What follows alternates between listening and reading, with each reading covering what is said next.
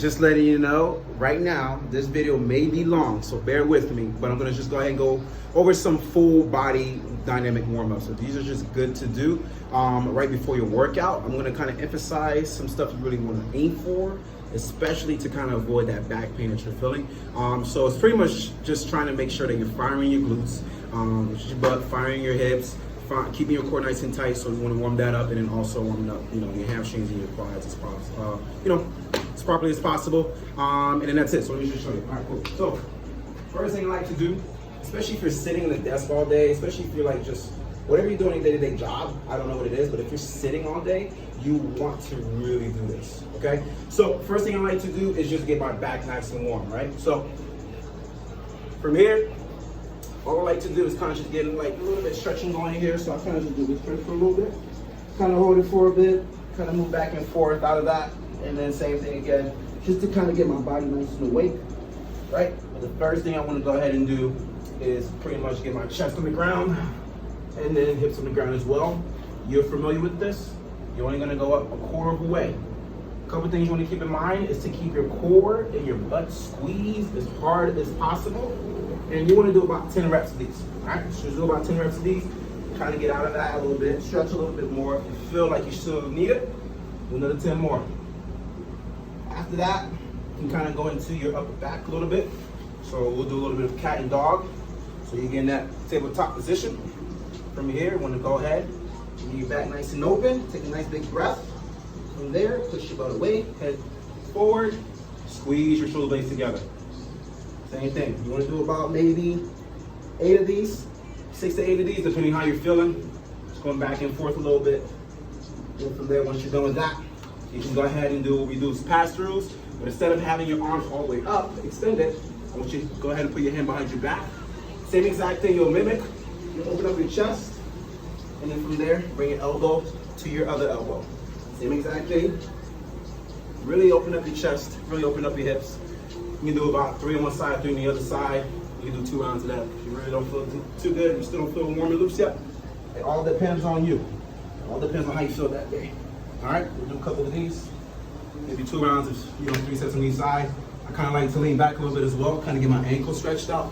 So this is just me letting you know literally what I do for my workout. So I'm kind of just going out of tantrum right now. So from here, you know this, bird dog, tabletop position again, opposite leg, opposite arm. Don't kick your leg up all the way, slightly to the middle. You want to hold this for maybe about 10 seconds. When you're ready to bring it back in, don't let your knee touch the ground. And then from there, same side again, hold it for another 10 seconds. All right, once you're done, squeeze your core in this position, relax. Switch sides, same exact thing. All right, do 2 sets of 10 seconds, and then bring it back in at the 10 seconds is up, and then same exact thing again. All right, you still feel like your back is still really tight, you still feel that pain, go back to the original stretches you just did, that I just showed you just now, okay? Another thing to do, you can do for your hips and your glutes, because that's really important, especially if you're doing a lot of squatting in that workout, and you start to feel that back pain during the workout. This is what you want to do to prevent that, all right? If your glutes is not firing, you're using your back to compensate. And so if everything is firing properly, you won't use your back as much, okay? So you can go ahead and do this for a bit. Go ahead and do pretty much what we call as fire hydrants. From here, just open up your leg, squeeze your glutes. You can do about 10 of these. What I like to do right out of 10 reps, I like to do this, kick out, bring it back in. Same exact thing. You can do about 8 of these, right? Right into it. And then the moment you're done 8 of these, you can go ahead and do hip circles with the same leg. So you kind of just mimic a circling motion with your hips. You can go ahead and do about 10 of these, and then from there, you can relax. Do the exact same thing on the other side. Maybe, depending, you can do another round of that. Same exact thing, all right?